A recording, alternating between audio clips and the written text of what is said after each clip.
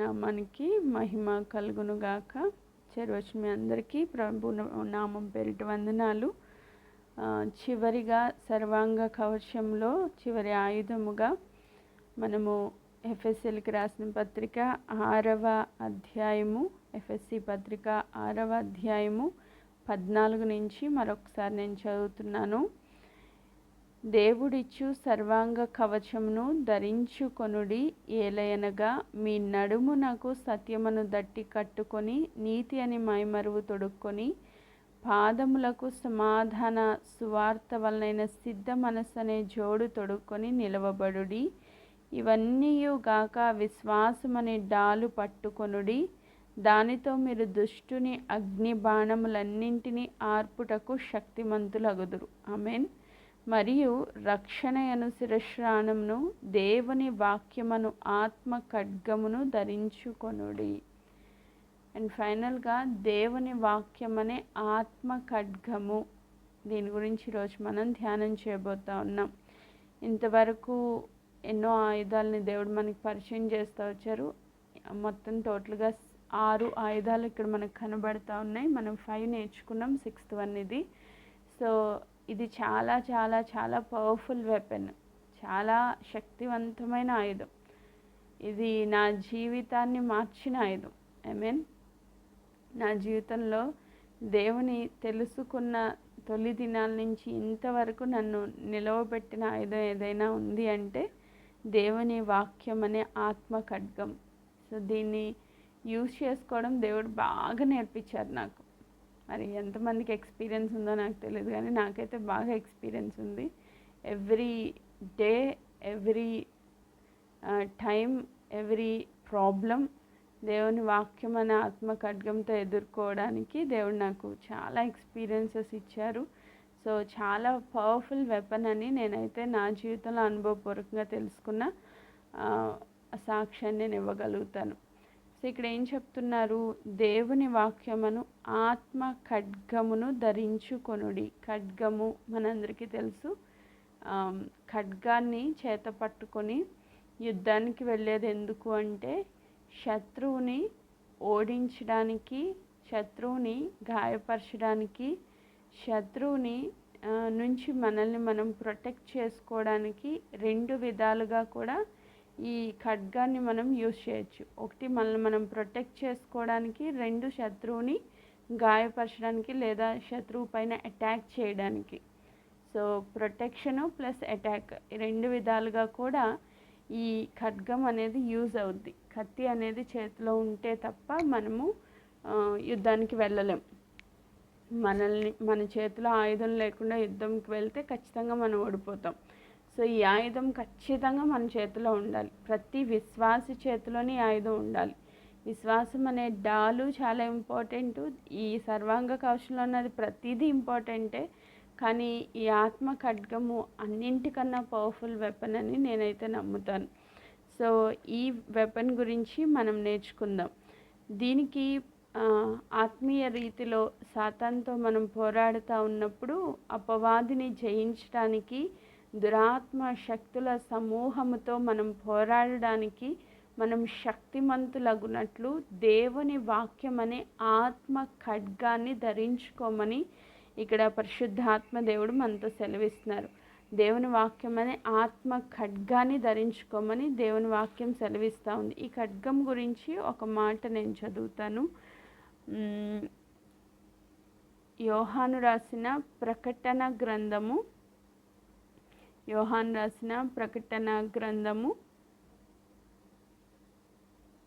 1వ అధ్యాయము 16వ వచనాన్ని నేను చదువుతున్నా. ఆయన తన కుడి చేత 7 నక్షత్రాలు పట్టుకొని ఉండెను. ఆయన నోటి నుండి 2 అంచుల గల వాడి అయిన ఖడ్గం ఒకటి బయలు వెళ్ళుచుండెను. ఇక్కడ యోహాను ఒక ప్రత్యక్షత చూస్తూ ఉన్నారు. దేవుని దివ్య స్వరూపపు ప్రత్యక్షత అక్కడ ఆయనకి కనపరచబడతా ఉంది. సో ఆయన చూస్తున్నప్పుడు దేవుని కుడి చేతిలో 7 నక్షత్రాలు కనపడ్డాయంట. రెండవదిగా ఆయన నోటి నుంచి 2 అంచుల వాడి కలిగిన ఖడ్గం ఒకటి బయలుదేరుతూ ఉందంట. 2 అంచుల వాడి కలిగిన ఖడ్గము అంటే దేవుని మాట. దేవుని మాటయే రెండంచుల వాడు కలిగిన ఖడ్గము. ఈ లోకంలో ప్రభు నివసించినప్పుడు, శరీరధారిగా ఉన్నప్పుడు మనం చూస్తాం, ఆయన ఒక్క మాట సెలవిస్తే ఆ మాటకి దెయ్యాలు వణికినాయి, అపవిత్రాత్మలు, దురాత్మలు వారిని విడిచి వెళ్ళిపోయినాయి. దేవుని ఒక్క మాట సెలవిస్తే మరణమైన వ్యక్తులు బ్రతికారు, రోగాలు మనుషులను విడిచి వెళ్ళిపోయినాయి. ఈ ప్రపంచం అంతా కూడా దేవుని మాటకి లోబడింది. సృష్టి అంతా కూడా దేవుని మాటకి లోబడింది. అంటే దేవుని మాటలో ఎంత శక్తి ఉంది అంటే ఆయన మాటే రెండంచుల కలిగిన ఖడ్గము. ఆమేన్. సో ఈ ఖడ్గాన్ని దేవుడు యూజ్ చేస్తూ ఉంటారు. 12వ అధ్యాయం, ఇదే ప్రకటన గ్రంథము 12వ అధ్యాయము 11వ వచనాన్ని నేను చదువుతా ఉన్నా. 12:11. వారు గొర్రెపిల్ల రక్తమును బట్టి తామిచ్చిన సాక్ష్యమును బట్టి వానిని జయించి ఉన్నారు, కానీ మరణం వరకు తమ ప్రాణములను ప్రేమించిన వారు కారు. సో దేవుని యొక్క మాట సాక్ష్యముగా పలికినప్పుడు అపవాదిని జయించారంట. భక్తులు ఎలా జయించుకొచ్చారు అపవాదిని అంటే, ఎలా ఎదిరించారు అంటే, దేవుని యొక్క రక్తము, రెండవది తామిచ్చిన సాక్ష్యము. దేవుని మాటను సాక్ష్యముగా పలికినప్పుడు వాళ్ళ అపవాదిని జయిస్తూ వచ్చారని దేవుని వాక్యం సెలవిస్తూ ఉంది. అలాగనే 19వ అధ్యాయము, ప్రకటన గ్రంథం 19వ అధ్యాయం 15వ వచనాన్ని కూడా నేను చదువుతున్నా. 19:15. జనములను కొట్టుటకై ఆయన నోట నుండి వాడిగల ఖడ్గము బయలు వెళ్ళుచున్నది, ఆయన ఇనుప దండంతో వారిని ఏలును. ఆమేన్. సో ఆయన నోటి నుంచి ఒక వాడి అయిన ఖడ్గం వెళ్తుందండి. ఎందుకు? జనాల్ని కొట్టడానికి, సో జనాల్ని దండించడానికి. దేవుని వాక్యమే మనకు తీర్పరిగా ఉంటుంది. ఒక దినాన్ని మనం ఇప్పుడు వింటున్న వాక్యము మన మీద సాక్ష్యం పలుకుతుంది. మనం విన్న వాక్యానుసారంగా మనం జీవించలేదనుకోండి, ఆ రోజు వాక్యమే మనకి తీర్పరిగా నిలవబడుతుంది. సో ఈరోజు వాక్యం అంటే = ఖడ్గము. సో దేవుని వాక్యము = రెండంచులు కలిగిన ఖడ్గము. ఇది మనకు అర్థమైంది. ఇప్పుడు ఏం చెప్తున్నారు? ఈ దేవుని వాక్యాన్ని, దేవుని వాక్యం అనే ఆత్మ ఖడ్గాన్ని మనం ధరించుకోవాలంట. మనం ఎలా ధరించుకుంటాం? అదొకటి నేర్చుకుందాం. సో యేసుక్రీస్తు ప్రభు జీవితంలో నుంచే ఈ యొక్క అంశాన్ని మనం చూస్తే, ప్రభువు ఈ లోకంలోనికి వచ్చినప్పుడు ఆయన 33.5 సంవత్సరాలు ఈ భూమి మీద జీవించడం జరిగింది. 30 సంవత్సరాలు ఆయన ఏ పరిచర్య చేయలేదు. ఆయన తల్లిదండ్రులకు లోబడి చక్కగా ఆయన జీవిస్తూ వచ్చారు. ఆయన సమయం వచ్చినప్పుడు యోర్దాను నదికి వచ్చి యోహాను చేత బాప్తిస్మం పొంది, ఆత్మ చేత అరణ్యమునకు కొనిపోబడి, ఆత్మ ద్వారా నడిపించబడి అక్కడ 40 days ఫాస్టింగ్ చేసినట్లుగా మనం చూస్తాం. 40 దినాల ఉపవాస ప్రార్థన తర్వాత సాతాను దేవుని శోధించడానికి 3 రకాల పరీక్షలు అక్కడ పెట్టినట్లుగా మనం చూస్తాం. ఇదంతా మనకి మత్తయి సువార్త 3 చివరి భాగంలో, అలాగే 4వ అధ్యాయము మనము 1-11 వచనాల్లో రాయబడి ఉంది. సో మత్తయి సువార్త 4వ అధ్యాయము 3వ వచనాన్ని నేను చదువుతా ఉన్నా. 3వ వచనం, 4వ అధ్యాయం 3వ వచనం. ఆ శోధకుడు ఆయన యొద్దకు వచ్చి, నీవు దేవుని కుమారుడవైతే ఈ రాళ్ళు రొట్టెలగునట్లు ఆజ్ఞాపించుమనెను. సో నువ్వు చాలా ఆకలిగా ఉన్నావు కదా, నువ్వు అసలు నిజంగా దేవుడి కుమారుడవైతే, నువ్వు దేవుని కుమారుడవైతే ఈ రాళ్ళు రొట్టెలగునట్లు ఆజ్ఞాపించు అని సాతాను చెప్తా ఉన్నాడు. నిజంగా దేవునికి అధికారం లేదా? ఆయన మాట సెలవిస్తే వెంటనే రాళ్ళు రొట్టెలు అవ్వచ్చు, రాళ్ళు మనుషులు కూడా అవ్వచ్చు. మీరు నోరు మూసుకుని ఉంటే ఈ రాళ్లే అబ్రహాము కుమార్తెలుగా నన్ను స్తుతిస్తాయని దేవుడు చెప్పారు. ఏదైనా జరగవచ్చు, ఆయన మాటకి అసాధ్యమైనది ఏదీ లేదు. కానీ ఇక్కడ ఏం జరుగుతుంది? సాతాను శోధిస్తున్నాడు. దేవుని యొక్క సార్వభౌమ అధికారాన్ని దుర్వినియోగం చేయడానికి, దేవుణ్ణి శోధించడానికి ఈ క్వశ్చన్ వేశాడు. సో ఎక్కడ ఎలా అపోజ్ చేయాలి అన్నది దేవుని బిడ్డలుగా మనకి అర్థం అవ్వాలి. ఇక్కడ ప్రభు చేయలేరా అంటే చేయగలరు. ఆయనకి శక్తి సామర్థ్యాలు లేవా అంటే అన్నీ ఉన్నాయి. కానీ ఇక్కడ సాతాను శోధిస్తున్నాడు కనుక సాతాన్ని ఎదిరించడానికి ఆయన చెప్పిన ఆన్సర్ ఏంటి అంటే 4వ వచనంలో మనం చదివితే, అందుకు ఆయన మనుష్యుడు రొట్టె వలన మాత్రము కాదు కానీ దేవుని నోట నుండి వచ్చు ప్రతి మాట వలన జీవించునని వ్రాయబడి ఉన్నదనెను. ఎక్కడ రాయబడింది? దేవుని యొక్క వాక్యములో రాయబడింది. ఏమని రాయబడింది? మనుష్యుడు రొట్టె వలన మాత్రము కాదు కానీ దేవుని నోటి నుండి వచ్చు ప్రతి మాట వలన జీవించును. సో ఈ సాతాను ఛాలెంజ్ చేస్తున్నాడు కదా అని ఆ రాళ్ళను రొట్టెలు చేసుకుని దేవుడు తినేలేదు. ఎక్కడ శోధన వస్తుంది, దాన్ని ఎలా జయించాలి, దానికి యూజ్ చేసిన ఆయుధం ఏంటి అంటే, ఇక్కడ వచ్చిన ఆ శోధనలో దేవుడు వాక్యాన్నే ఆయుధంగా యూజ్ చేసుకుంటూ వచ్చారు. దేవుని వాక్యాన్ని, తండ్రి అయిన దేవుడు మాటనే ఆయన ఆయుధంగా యూజ్ చేసుకుంటూ వచ్చారు.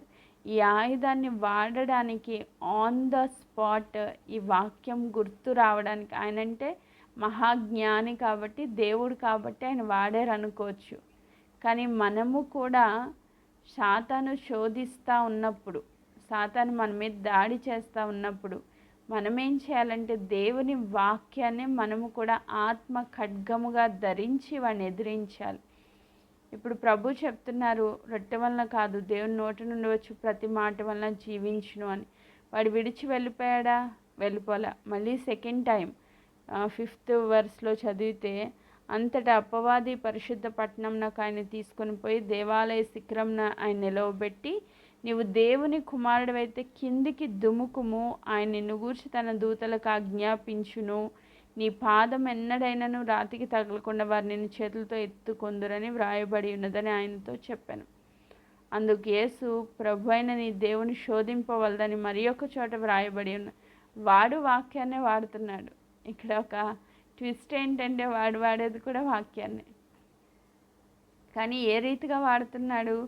దేవుణ్ణి శోధించడానికి వాడుతున్నాడు. మనం ఎలా వాడాలి? దేవుణ్ణి ఘనపరచడానికి వాడాలి. దేవుణ్ణి శోధించడానికి. చాలామంది చేసే మిస్టేక్ ఏంటంటే దేవుని వాక్యాన్ని దేవుని శోధించడానికి యూజ్ చేస్తారు. అదే అపవాది క్రియ. నువ్వు దేవునికి టెస్టులు పెట్టక్కర్లేదు. నువ్వు కిందకు దూకేసి, ప్రభు నువ్వు నన్ను పట్టుకుంటావో లేదో చూస్తాను, నువ్వు నిజమైన దేవుడు కాదు, అవును చూస్తాను అంటే అది నీ మూర్ఖత్వము అవుతుంది అన్నమాట. అంటే నీకు విశ్వాసం లేదు, దాన్ని టెస్ట్ చేస్తున్నావు నువ్వు. సో దేవుని శోధించడానికి, దేవుని యొక్క సార్వభౌమ అధికారాన్ని శోధించడానికి, ఆయన నిజంగా ఉన్నాడా లేదా అని విశ్వాసం లేని అజ్ఞానిగా శోధించడానికి దేవుని వాక్యాన్ని యూజ్ చేయకూడదు. ఇక్కడ వాడు అలాగే యూజ్ చేస్తున్నాడు. మన జీవితాల్లో కూడా వాడు తీసుకొచ్చే క్వశ్చన్స్ ఇలానే ఉంటాయి. నిజంగా నీ జీవితంలో దేవుడు ఉన్నాడా? అయితే దూకే, దేవుడు వచ్చి పట్టుకుంటారు. మనమైతే దూకేస్తాం. వాడు చెప్పిన ప్రతి ఒక్కటి వినేస్తాం మనం. కానీ యేసుక్రీస్తు ప్రభు చెప్తున్నారు, నీ ప్రభు అయిన నీ దేవుణ్ణి శోధింపవలదు, నీవు శోధింపవలదు. నువ్వు శోధించడానికి కాదు దేవుని నిన్ను ఎన్నుకున్నది. నువ్వు విశ్వాసంతో దేవుని యందు నమ్మిక ఉంచినప్పుడు, ఆయనకి మహిమ కావాలనుకున్నప్పుడు ఆయన ఏదైనా చేస్తారు. ఆపత్కాలంలో నమ్ముకునదగిన మా మంచి సహాయకుడని నువ్వు నమ్మినప్పుడు ఆయన నిన్ను కాపాడి భద్రపరుస్తారు. ఆమేన్.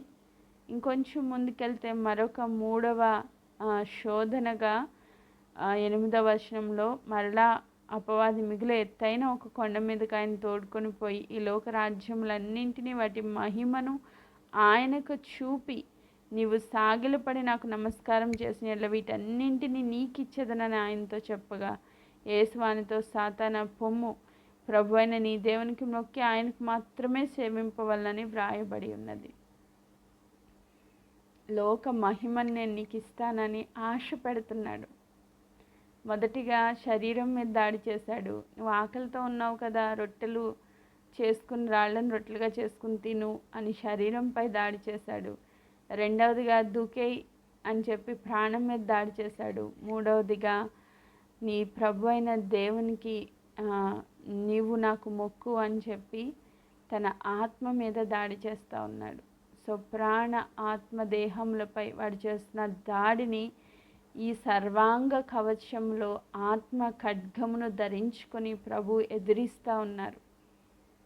ఎదిరించినప్పుడు దేవునికి మాత్రమే మొక్కాలి, దేవుని వాక్యము ప్రకారంగా దేవునికి మాత్రమే మొక్కాలి, ఇంకెవరికి మొక్కడానికి వీల్లేదని ప్రభు చెప్పినప్పుడు అంతటా 11వ వచనంలో అంతటా అపవాది ఆయన విడిచిపోగా ఇదిగో దేవదూతలు వచ్చి ఆయనకు పరిచర్య చేసిరి. అంతటా అపవాది ఆయన విడిచిపోగా, సో వదిలి వెళ్ళిపోయాడు. ఎన్ని రకాలుగా శోధించినా ప్రభు వాడికి లొంగలేదు. సో వాడు విడిచి వెళ్ళిపోయాడు. ఈరోజు మనల్ని కూడా కంటిన్యూస్గా ఎవరిని మృంగుదనా అని గర్జించు సింహం వలె సాతాను తిరుగుతూ ఉంటాడు. ఎక్కడ నువ్వు వాడికి దొరుకుతావా, ఎలా నిన్ను పట్టుకుందామా అని చెప్పి వెతుకుతూ తిరుగుతూ ఉన్నప్పుడు, నీపైన దాడి చేయడానికి వాడు సిద్ధపడినప్పుడు నువ్వు ఎదురు దాడి చేయడానికి నీ చేతిలో వాక్యం అనే ఆత్మ ఖడ్గం ఉండాలి. మరి ఈ వాక్యం అనే ఆత్మ ఖడ్గము ఎలా మనం ధరించుకోగలుగుతాం? సో దీన్ని ఎలా యూజ్ చేయగలుగుతాం అంటే, నీకు ఒక సమస్య అంటే నా జీవితంలో నాకు ఇచ్చిన ఎక్స్పీరియన్స్ నేను చెప్తున్నాను. ఏదైనా సమస్య నీ జీవితంలో వచ్చినప్పుడు మొదటిగా వెళ్ళి దేవుని సన్నిధిలో మోకరించి, ప్రభువా ఈ సమస్య నా జీవితంలోకి వచ్చింది, దీని విషయంలో నీ చిత్తం ఏంటి, ఈ సమస్య పక్షంగా నీ ఉద్దేశం ఏంటి, నీ చిత్తం ఏంటి, ఎందుకు మీరు అలౌ చేశారు, సో దీనిలో నీ ఉద్దేశాలు నాకు బయలుపరచండి అని ప్రార్థన చేసినప్పుడు దేవుడు వాక్యము మనకి ఏదైతే దేవుడు వాక్యం అనుగ్రహించి ఉన్నారో ఆ వాక్యాన్ని మనము ఆత్మలో విశ్వసించాలి. ఆ వాక్యాన్ని మనం మెడిటేట్ చేయాలి. ఆ వాక్యాన్ని మనం చేత పట్టుకోవాలి. ఆ వాక్యముతో సాతాన్ని మనం ఎదిరించాలి. చాలామంది చేసే మిస్టేక్ ఏంటి అంటే, వాక్యం చదువుతారు, ఆ వాక్యాన్ని గ్రహించరు. ఫస్ట్ స్టెప్ చదవాలి, రెండోది గ్రహించాలి, దాన్ని యూజ్ చేయాలి. ఈ 3 స్టెప్స్ మనం ఎప్పుడైతే ఫాలో అవుతామో, ఈ 3 స్టెప్స్ ద్వారా సాతాన్ని మనం జయించవచ్చు, ఎదిరించవచ్చు, వాణ్ణి మనము గాయపరచవచ్చు. కానీ మనం చేసే మిస్టేక్ ఏంటంటే, చదువుతాం, చాలా మంచిగా చదువుతాం, బట్ దాన్ని గ్రహించలేం, దాన్ని అప్లికేషన్లోకి తీసుకురాలేం, మన జీవితానికి దాన్ని అప్లై చేయలేం. ఒకవేళ అప్లై చేసినా కొంతమంది అప్లై చేసి ఆ టైంకి మనం ప్రార్థన చేసి నెక్స్ట్ మర్చిపోయాం అనుకోండి, దానివల్ల యూజ్ ఉండదు. సాతాను ఒకసారే కాదు, పద్దాక దాడి చేస్తూనే ఉంటాడు మన మీద. కంటిన్యూస్గా వాడు మన జీవితంలో అనేకమైన సందేహాలు లేపుతాడు, అనేకమైన క్వశ్చన్స్ రైజ్ చేస్తాడు, అనేకమైన సందర్భాల్లో వాడు మనపైన అనుమానాలతో దాడి చేస్తాడు. నువ్వు నిజంగా దేవుడితో ఉన్నావా? దేవునికి సమస్య ఎందుకు అనుమతించారు? నువ్వు దేవుళ్ళో సరిగ్గా లేవు కాబట్టి నీకు సమస్య వచ్చింది అని రకరకాలుగా దాడి చేస్తాడు. అప్పుడు మనం వాడిని అపోజ్ చేయడానికి మన చేతిలో ఏముండాలి? వాక్యం అనే ఆత్మ ఖడ్గం ఉండాలి. సో ఆ వాక్యము చేత ఎప్పుడైతే మనం బలపరచబడతామో, వాక్యాన్ని మనం ఎప్పుడైతే విశ్వసిస్తామో, ఆ వాక్యాన్ని మనం ఎప్పుడైతే చేత పట్టుకుంటామో, వాడికి అపోజిషన్గా మనం నిలవబడగలుగుతాం. ఆమేన్. Praise God. ఒక మాట చదువుతాను. ఎఫెసీలకి రాసిన పత్రిక, ఎఫ్ఎస్సి పత్రిక 4వ అధ్యాయము, ఎఫ్ఎస్సి పత్రిక 4వ అధ్యాయం 13వ వచనాన్ని నేను చదువుతున్నా. 4:13. ఎఫ్ఎస్సి పత్రిక 4:13. పరిశుద్ధులు సంపూర్ణులగునట్లు క్రీస్తు శరీరము క్షేమాభివృద్ధి చెందుటకును పరిచర్య ధర్మము జరుగుటకును ఆయన కొందరిని అపోస్తులుగాను, కొందరిని ప్రవక్తలుగాను, కొందరిని సువార్తికులుగాను, కొందరిని కాపర్లుగాను, కొందరిని ఉపదేశకులుగాను నియమించెను. అందువలన మనం ఇక మీదట పసిపిల్లలమై ఉండి మనుష్యుల మాయోపాయముల చేత వంచనతోనూ తప్పు మార్గమునకు లాగు కుయుక్తితోనూ గాలికి కొట్టుకొని పోవునట్లు కల్పింపబడిన ప్రతి ఉపదేశమునకు ఇటు అటు కొట్టుకొని పోవచ్చు అలల చేత ఎగరగొట్టబడిన వారమై ఉండకుండానట్లు ప్రేమ కలిగి సత్యం చెప్పుచు క్రీస్తు వలె ఉండుటకు మనం అన్ని విషయములలో ఎదుగుదుము. సో ఇక్కడ ఏం చెప్తున్నారు? మనుషులు మాయోపాయముల చేత వంచనతో తప్పు మార్గమునకు లాగు కుయుక్తితో గాలికి కొట్టుకొని పోనట్లు కల్పింపబడిన ప్రతి ఉపదేశము. మనుషులు కల్పించే ఉపదేశాలు ఉంటాయి, దేవుడిచ్చే ఉపదేశం ఉంటుంది. ఒకటి, మనుషులు మనల్ని మాయోపాయముల చేత కుయుక్తి చేత పట్టుకుంటారంట. సో మనుషుల మాయోపాయంలో మనం చిక్కుకొని అటు ఇటు కొట్టుకొని పోకుండా ఉండాలి అంటే దేవుని వాక్యం అనే ఆత్మ ఖడ్గాన్ని మనము ధరించాలి. ఈ లోకంలో చాలామంది ఉపదేశకులు ఉన్నారు, ప్రవక్తలు ఉన్నారు, సువార్థికులు ఉన్నారు, చాలామంది అబద్ధ బోధకులు కూడా ఉన్నారు. సో మనం ఎవరిని పడితే వాళ్ళని నమ్మేసాం అనుకోండి, వాళ్ళు చెప్పిన మాటలు నమ్మేసాం అనుకోండి, ఈ లోకంలో మనము నష్టపోతాం. గాలికి చెదరగొట్టు పొట్టులాగా ఎటు పడితే అటు వెళ్ళిపోతూ ఉంటాం. కానీ మనం స్థిరంగా నిలవబడాలి అంటే దేవుని వాక్యం అనే ఆత్మ ఖడ్గాన్ని మనం ధరించుకొని ఉండాలి. బెరియా సంఘస్థులు ఎవరు వచ్చి బోధించినా కూడా వాళ్ళ ఇంటికి వెళ్ళి వాక్యాన్ని, వాళ్ళు చెప్పింది నిజమా అబద్ధమా అని లేఖనాలలో పరిశీలించేవాళ్ళంట. అంటే దేవుని వాక్యము అలా చెప్తుందా లేదా, నీకు మనుషులు వచ్చి చెప్పగానే టింగ్మని నువ్వు నమ్మేయకూడదు. నిజంగా దేవుని వాక్యం ఇలా ఉందా లేదా అని నువ్వు చదివి దాన్ని అండర్స్టాండ్ చేసుకుని దాన్ని నువ్వు అప్లై చేసుకునే వ్యక్తిగా ఉండాలి.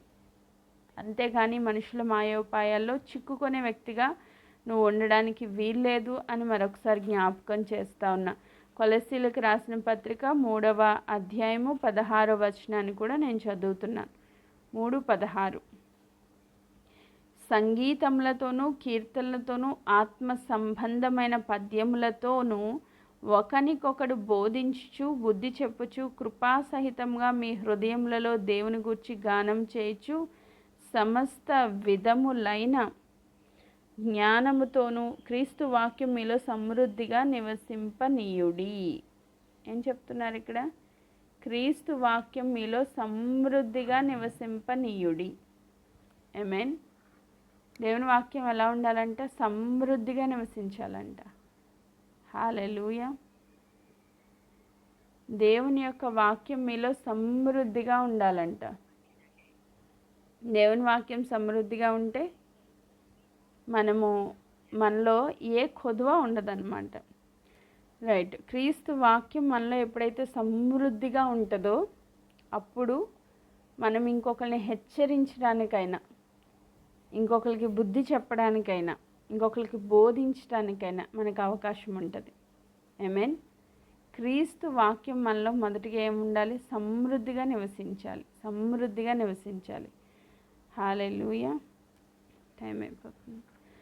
సో మనము సమృద్ధిగా దేవుని వాక్యంతో నింపబడినప్పుడు ఖచ్చితంగా సాతాన్ని మనం జయించగలుగుతాము. ఆమేన్. ఇంకొక వాక్యం చదువుతున్నాను. 2 తిమోతికి రాసిన పత్రిక 15వ అధ్యాయము 2 తిమోతి 2వ అధ్యాయం 15వ వచనం. 2వ అధ్యాయం 15వ వచనం.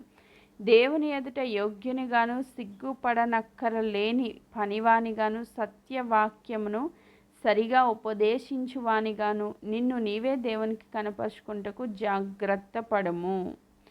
సో సరిగా ఉపదేశించే ఆ జ్ఞానం దేవుడు, పరిశుద్ధాత్మ దేవుని ద్వారా మనం పొందుకోవాలి. ఎటు పడితే అటు వాక్యం చెప్పామనుకోండి, ఖచ్చితంగా చెప్పేవాడికి ఎంత ఉంటుందంట? 2 శిక్ష. ఈ మాట చదివినప్పుడు నేను చాలా భయపడ్డాను. ఎందుకంటే దేవుడు వినేవాడికి ఒక ఇంతే అయితే చెప్పేవాళ్ళకి 2 శిక్ష. సరిగా ఉపదేశించకపోయినా, సరిగా విభజించకపోయినా, సరిగా వాక్యాన్ని బోధించే ఆ జ్ఞానం లేకపోయినా. సో దేవుని సత్యవాక్యం, దేవుని ఎదుట మనమే యోగ్యునిగా ఎంచబడాలి అంటే, కనపరచబడాలి అంటే, సిగ్గుపడనక్కర్లేని పనివానిగా ఉండాలి అంటే, సత్యవాక్యంను సరిగా ఉపదేశించువానిగాను నిన్ను నీవే దేవునికి కనపరుచుకుంటకు జాగ్రత్త పడము. జాగ్రత్త కలిగి సత్యవాక్యాన్ని సరైన రీతిలో అండర్స్టాండ్ చేసుకుని బోధించే జ్ఞానం కలిగిన వ్యక్తులుగా మనం ఉండాలి. సో ఈ వాక్యం అనే ఆత్మ ఖడ్గము సాతాన్ని జయించడానికి చాలా మంచిగా యూజ్ అయింది. నా జీవితంలో ఒక ఎగ్జాంపుల్ మీకు చెప్తాను. దేవుని వాక్యాన్ని మనం ఆధారం చేసుకున్నప్పుడు, మనము దేవుని వాక్యాన్ని ఆధారం చేసుకున్నప్పుడు అంటే ఒక సమస్య లేకపోతే ఒక క్వశ్చన్ మన జీవితంలోకి వచ్చింది, ప్రభా ఈ పరిస్థితిలో ఏంటి నీ చిత్తము అని మనం ప్రార్థన చేసాం. దేవుడు ఏదో ఒక వాక్యం ఇస్తారు. ఆ వాక్యం ఇచ్చినప్పుడు ఆ వాక్యాన్ని మనం ఎలా నమ్మాలి అంటే, అది అప్పుడు అయిపోయింది అని నమ్మాలి. డన్, జరిగిపోయింది. సో ఫర్ ఎగ్జాంపుల్ నా జీవితంలో అనేక సందర్భాలు ఉన్నాయి. ఒక మాట మాత్రం చెప్తాను. దేవుని సన్నిధిలో నాకు కుమారుడు ఇస్తాను అని దేవుడు ఆల్రెడీ దర్శనం చూపించినప్పుడు మా అత్తయ్య గారికి నేను ప్రార్థన చేశాను. ప్రభా నీ చిత్తం ఏంటి, అత్తయ్య దర్శనం వచ్చింది అని చెప్తున్నారు, నిజంగా ఇది నీ చిత్తమేనా, నాకు ఒక వాగ్దానం ఇవ్వండి అని నేను ప్రార్థన చేసినప్పుడు దేవుడు నాకు ఒక వాక్యం ఇచ్చారు. నేను ఉపవసించి ప్రార్థించినప్పుడు మీకా 5:2 నుంచి దేవుడు వాగ్దానం ఇచ్చారు. స్టిల్ ఇప్పటికీ అది చూడకుండా నాకు మైండ్లో ఫిక్స్ అయిపోయింది. ఇప్పటికీ మీకా 5:2 అది నా కుమారుడి విషయంలో దేవుడు నాకు ఇచ్చిన వాగ్దానం. యూదా దేశపు బెత్లెహేమ, నువ్వు స్వల్ప గ్రామమైన నీలో నుండి ఇశ్రాయేలు నేలువాడు వచ్చుచున్నాడని వాగ్దానం ఇచ్చారు. సో ఇశ్రాయేలు నేలువాడు అంటే కుమారుడు. సో నేను దాన్ని నమ్మి ఆ వాక్యాన్ని చేత పట్టుకుని ప్రతిరోజు ప్రార్థన చేసేదాన్ని. ఎవ్రీ డే ఆ వర్డ్ని ఎత్తిపట్టి ప్రార్థన చేసేదాన్ని. ఎన్ని రోజులు? బిడ్డ పుట్టేంత వరకు ప్రార్థన చేశాను. ఆ వర్డ్ నా హృదయంలో 2016లో బాబు పుట్టాడు. అంటే 2016 నుంచి ఇప్పటి వరకు ఆ వాక్యం అలా మైండ్లో ఫిక్స్ అయిపోయింది. ఎందుకు ఫిక్స్ అయిపోయింది? 9 నెలలు ప్రార్థన చేశాను ఈ వాక్యం ఎత్తిపట్టి. 9 నెలలు కంప్లీట్ అయ్యి బాబు గర్భఫలం నేను స్వాస్థ్యంగా పొందుకునేంత వరకు నేను ప్రార్థన చేస్తూనే ఉన్నా. ఆ వాగ్దానం ఇచ్చిన ఆ మంత్లోనే నేను కన్సీవ్ అయ్యాను. ఆ వాగ్దానాన్ని చేతపట్టుకున్నాను. ఆ వాగ్దానాన్ని నమ్మాను. అయితే 9 నెలల పీరియడ్లో సాతాను చాలాసార్లు నాపై దాడి చేశాడు. ఎన్నో డౌట్స్. ఎందుకంటే ఫస్ట్ పాప పుట్టింది. నా తండ్రి నన్ను అడిగేవాళ్ళు, ఇప్పుడు కూడా అమ్మాయి పుడితే ఏం చేస్తావు? ఎందుకంటే నేను అందరికీ అబ్బాయి పుడుతున్నాడని చెప్పేస్తున్నాను. పేరు కూడా సెలెక్ట్ చేస్తాం. అన్నీ అయిపోయినాయి. దేవుని సన్నిధిలో ఇంచుమించు 5 సంఘాల్లో నేను సాక్ష్యం ముందుగానే ఇచ్చాను. పాప పుడుతున్నాడు, మీరు ప్రార్థన చేయండి దర్శిత్ అని. ఎందుకు అంత బోల్డ్గా చెప్పగలిగామంటే వాక్యాన్ని బేస్ చేసుకున్నాం కాబట్టి. కానీ సాతాను దాడి చేయకుండా ఉంటాడా? ఈవెన్ ఆపరేషన్ థియేటర్లోకి వెళ్ళేటప్పుడు కూడా నాకు ఎన్నో అనుమానాలు సాతాను పెడతా వచ్చాడు. నిజంగా ఒకవేళ పాప పుడితే నీ వల్ల దేవుని నామానికి ఎంత అవమానం వస్తుంది. ఎందుకంటే ఇంచుమించు 5-6 సంఘాల్లో నువ్వు సాక్ష్యం ఇచ్చావు. నీకు తెలిసిన వాళ్ళందరికీ చెప్తున్నావు అబ్బాయి పుడుతున్నాడు. ఒకవేళ పుట్టకపోతే దేవుని నామానికి నీ వల్ల ఎంత అవమానం వస్తుందనే ఆ క్వశ్చను ప్రతిసారి సాతాను నా జీవితంలో రైజ్ చేసేవాడు. ఆ 9 monthsలో ఎన్నోసార్లు ఆ క్వశ్చన్ ఇచ్చాడు. ఇచ్చిన ప్రతిసారి వాక్యం అనే ఆత్మ ఖడ్గం అంటే దేవుడు నాకు ఇచ్చిన వాగ్దానం, ఇశ్రాయేలు నేలువాడు నీలో నుంచి వస్తున్నాడని దేవుడు చెప్పారు, దర్శనం ఇచ్చారు, వాగ్దానం ఇచ్చారు. ఈ 2 నా చేత పట్టుకున్న. ఎట్టి పరిస్థితుల్లో అమ్మాయి పుట్టే ఛాన్స్ లేదు, అబ్బాయి పుడతాడు, నేను నమ్ముతున్నాను, నేను విశ్వసిస్తున్నాను అని చెప్పి ఆ 9 months సాతానుతో నేను పోరాడుతూనే వచ్చాను.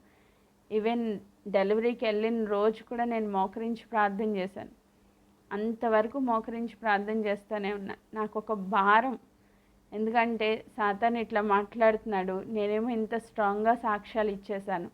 ప్రభా ఒకవేళ ఏది ఎటైనా సరే నీ నామానికి అవమానం వస్తే నేను బ్రతకలేను. అసలు ఎట్టి పరిస్థితిలో నేను బ్రతకలేను.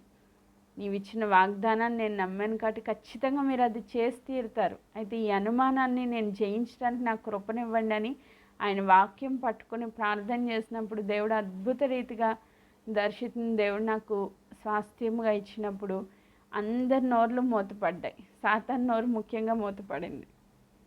ఆమేన్. అంటే వాక్యాన్ని మనం చేత పట్టుకున్నప్పుడు ఎన్నో రకాల దాడులు మన మీద జరుగుతాయి. కానీ వాటిని అన్నింటినీ జయించడానికి వాక్యం అనే ఆత్మ ఖడ్గం మనకి చాలా చాలా చాలా అవసరం. సో ఈ బైబిల్లో ఎన్నో వాగ్దానాలు ఉన్నాయి. కానీ ఇదొక్కటే నేను ఎందుకు పట్టుకున్నా? ఆ దినాన్ని ఈ విషయమై నేను ప్రార్థన చేసినప్పుడు దేవుడు నాకు ఇచ్చిన వాగ్దానం కాబట్టి.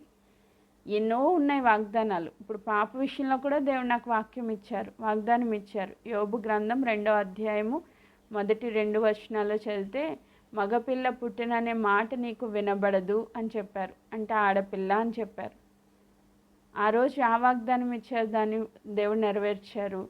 ఈరోజు ఈ వాగ్దానం ఇచ్చారు, దేవుడు నెరవేర్చారు. అంటే ఏ సమస్యకు తగినట్లుగా ఆ సమస్య విషయంలో దేవుడు వాగ్దానం ఇస్తారు, ఆ వాగ్దానాన్ని ఫుల్ఫిల్ చేస్తారు. ఈ ప్రాసెస్లో మనం ఆ వాగ్దానాన్ని చేత పట్టుకోవాలి. బైబిల్లో అన్ని వాగ్దానాలు నాయే అంటే కుదరదు. నీకు ఏ సమస్య ఉంది, ఆ సమస్య పక్షంగా దేవుని చిత్తం ఏంటి, దేవుడు ఏం మాట్లాడుతున్నారు, దేవుడు ఏం సెలవిస్తున్నారు, ఆ టైంకి దేవుని ఉద్దేశం ఏమై ఉంది అని మనం కనిపెట్టి ప్రార్థన చేయాలి. ఆ వాగ్దానం ఎప్పుడైతే మన జీవితంలోకి వచ్చిందో దాన్ని హృదయపూర్వకంగా నమ్మాలి, దాన్ని మనం చేత పట్టుకోవాలి. ఆ సమస్య కంప్లీట్ అయ్యి దేవుని యొక్క వాగ్దాన నెరవేర్పు చూసేంత వరకు వాగ్దానాన్ని మర్చిపోకూడదు. ఈరోజు 2025లో ఎంతమందికి వాగ్దానాలు వచ్చినాయి? అందరికీ వచ్చినాయి. నేను ఎవరైనా బర్త్డే అని ప్రార్థన చేయమని పర్సనల్గా కాల్ చేస్తే ఫస్ట్ మీ వాగ్దానం ఏంటి అని అడుగుతా.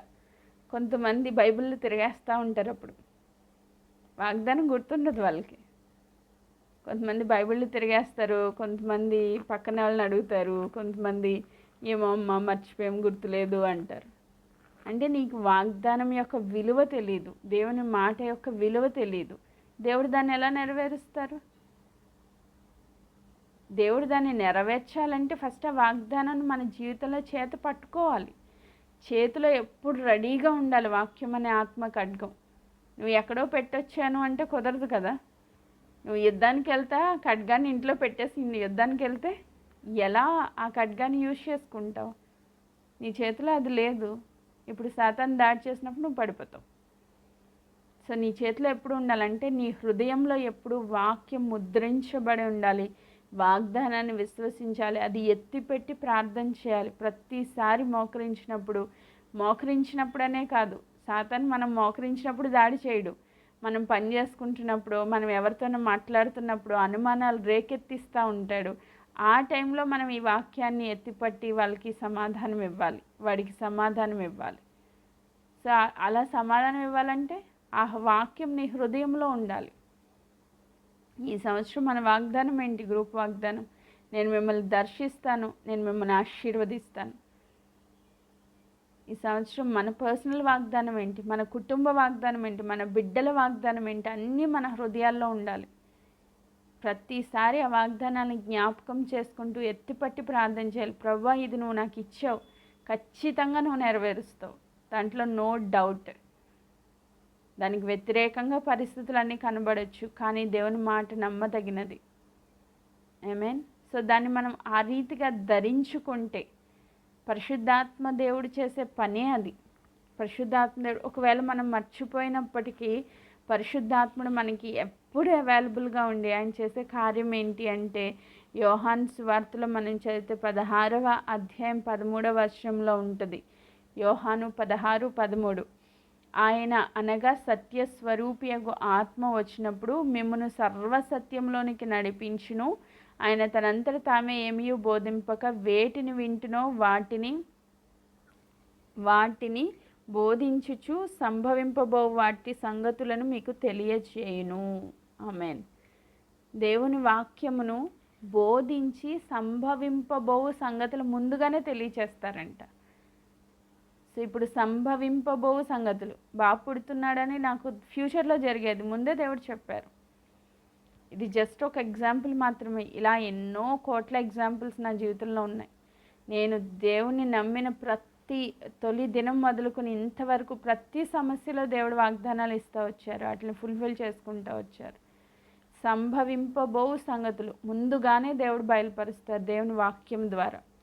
ఆ వాక్యాన్ని మనం నమ్మి ఆ వాక్యం అనే ఆత్మ ఖడ్గాన్ని మనం చేత పట్టుకున్నప్పుడు దుష్టుని మనం జయించవచ్చు. దేవుని ఆశీర్వాదాలను మనం పొందుకోవచ్చు. ఆమేన్. ఈ పోరాటాల్లో దేవుని వాక్యం లేకుండా జయించి నిలవబడడం ఎవ్వరి తరం కాదు. కాబట్టి ఈరోజు సర్వాంగ కవచంలో అతి ప్రాముఖ్యమైనది దేవుని వాక్యం అనే ఆత్మ ఖడ్గం.